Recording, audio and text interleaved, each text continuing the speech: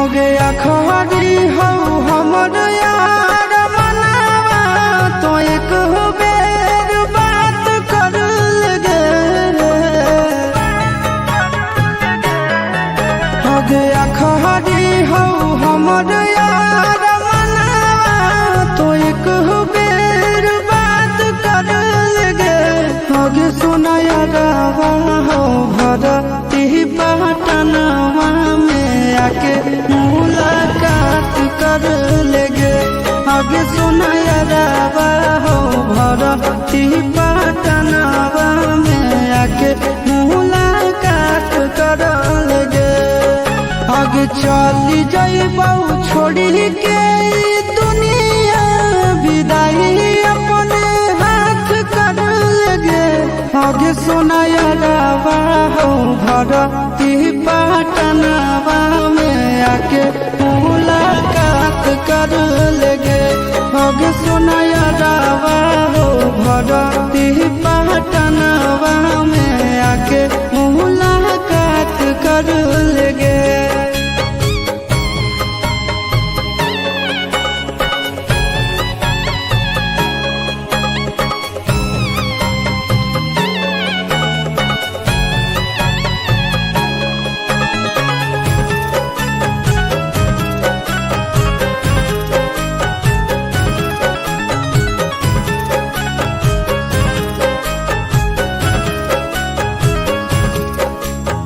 मरे घर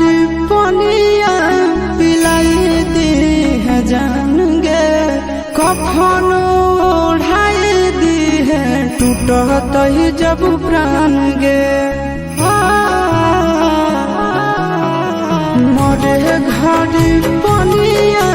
पिलाई दी है जान गे कफन ओढ़ाई दी है टूटत ही जब प्राण गे आगे हमारा से तोरा चाहती प्यार होता भेंट सक छात कर लगे आगे सुना यारवा हो भरती पटनवा में आके मुलाकात कर लेगे आगे सुना यारवा हो भरती पटनवा में आके मुलाकात कर लेगे।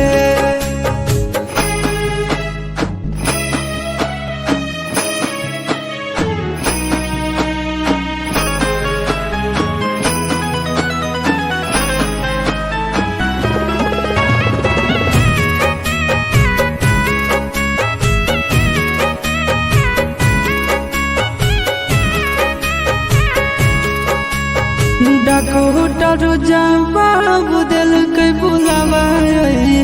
मौत के देखी के चेहरा जानू चल जाई है लौट के डॉक्टर जवाब दिल के बुलावा मौत के देखी के चेहरा जानू चल जाई है लौट के आगे अमन आलम दिलहाया शिशुनंदन से योगी विश्वा घात कर लगे आगे सुना यारवा हो भरती पटनवा में आके मुलाकात कर लेगे आगे सुना यारवा हो भरती पटनवा में